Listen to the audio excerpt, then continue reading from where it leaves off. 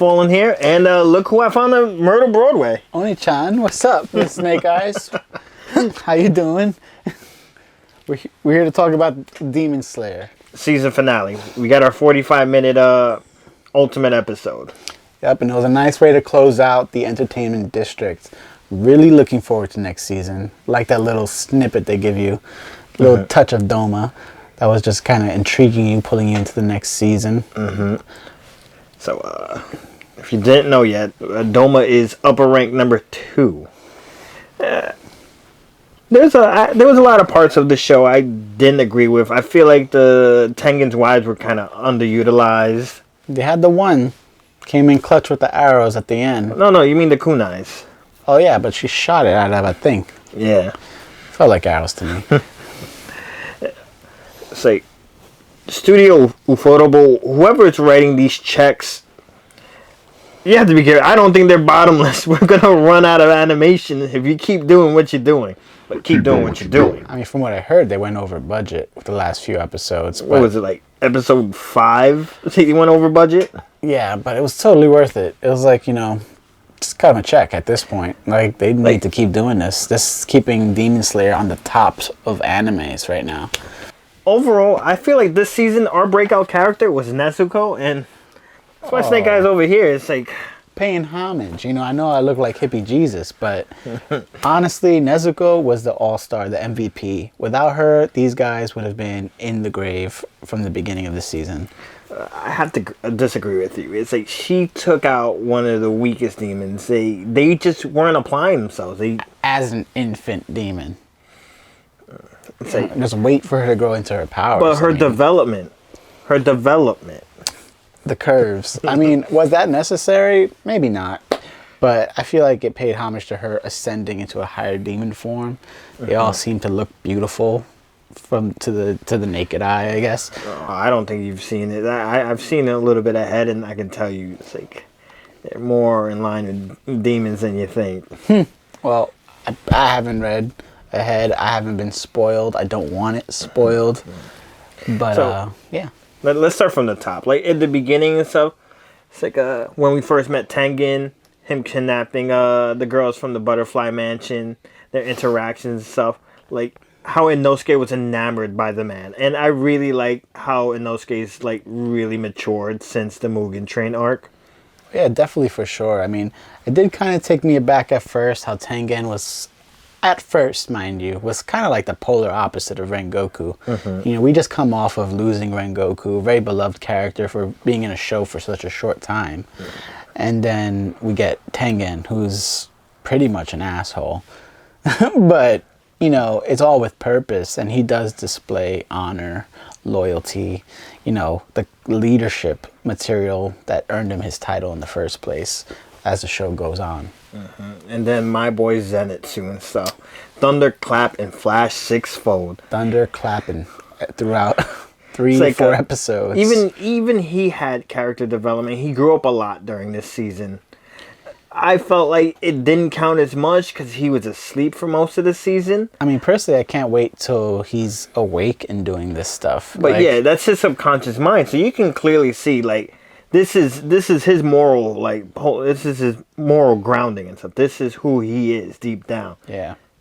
He's afraid to let it out, but he's got to fight this fear. And he has been fighting his fear for the sake of Tanjiro and Inosuke. And then, the loss of Rengoku affected him deeply as well. True, and it does show, in the beginning episodes as he goes to speak to Rengoku's father. They give a little backstory on Rengoku's father actually giving him the scrolls, the decoders, to learn the sun breathing techniques. Like, when you learn that Rengoku learned fire breathing, was it fire breathing or sun breathing? No, but his style was flame breathing. Flame breathing, and so thank you, flame breathing. From just reading those 3 texts, I'm like, wow. So he just applied himself. Just for his and Rengoku did that for his father's sake, not even for his own sake. It wasn't for his own glory. Yeah, I mean, but through that whole event, we see Tanjiro grow as a character. We see him learn his father's techniques subtly. I think Tanjiro was being highly irritated. He was pushing himself over an edge that you can't come back from. Yeah, I mean, I used to say this about My Hero, where I see Deku leaving the show in a wheelchair. I see Tanjiro leaving in a wheelchair as well. Wheelchair, what parts he could pick up. Yeah, I mean, it seems like he gets jacked up every season he's in. It's like you see when if the fight starts with the upper rank 6 Daki of all people, he is already pushing a fever of 103. It's like, I mean, that's true. And then, you know, for was it Giyu to be torturing him at the end the way he did, that was just needless violence. that was a tactical retreat. He gave up those fingers. He knew what he was doing. Yeah. I mean, it also shows the divide, what they're really facing up against between the demons, the power gap between the demons and the demon slayers. Then you even got to see Tengen's like his genius, like his battle prowess. Basically, all he needed was time, and he can find the rhythm through his sound breathing techniques. The thing is, it's like How long it took. He lost most of his body in the process. these upper ranks are not going to give you the time. Yeah, man. And I mean, I don't know. How did you feel at the end with when they went into that little backstory on the two demons as they were dying? It was sad, and it's like it really goes to show that Muzan is just clearly taking advantage of people at their lowest, and it's a trend you can clearly see upon all these demons, and it kind of makes me worry for like how is he going to tempt one of our three main characters. And I feel like because we are going to reach a point, I feel like would Tanjiro break? Would he become a demon for his sister's sake to save her? These two are literally a mirror of what Tanjiro and Nezuko could be. And basically his deep love for his sister, his two Inosuke and Zenitsu want to protect that so bad. What are they willing to sacrifice for Tanjiro's sake? Who's to say? I mean, we'll find out when the third season comes out.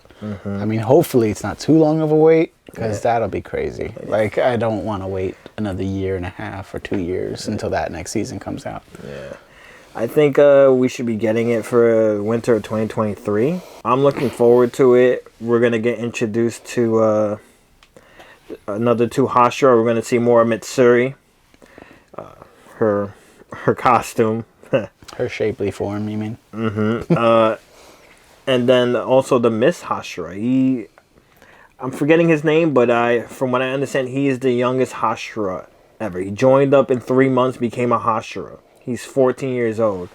I mean, I'm excited to see that. I mean, I'm kind of excited to see what the demons got to bring to the table now. Now that they've lost a member of their upper rank squad, what are they prepared to do? Yeah, you saw that. Back? So Muzan had like a safeguard in place. The second upper rank was out. They all got transported into the Infinity Castle. Yep, and you know they kind of knew right away what it was about. So we got to look at, like I said, we got a good look at upper rank number 2, Doza, the rainbow eyes. That's true, and then but it does show, like, they talked about it at the end of the episode where it talked about how they hadn't beaten an upper rank demon in many generations. Yeah, it's like upper rank 6 had like 12 to 14 Hashira bodies under their belt. You saw the leader of the Demon Slayers was hopeful even in his fatal sickness. Yeah, Ubu Yashiki, his whatever's afflicting him, it clearly is spreading. And I did like the little tidbit he dropped at the end. It's like, how Muzan's a stain on their family. So is Muzan related to them?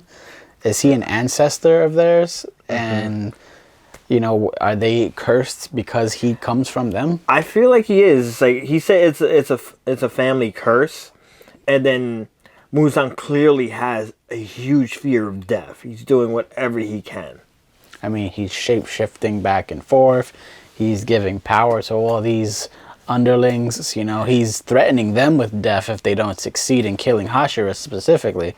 And now he wants them to hunt down Tanjiro because of who he is. I feel like one point that people are missing, and they mentioned it real quick, was he originally sent Akaza out on search for the blue spider lily.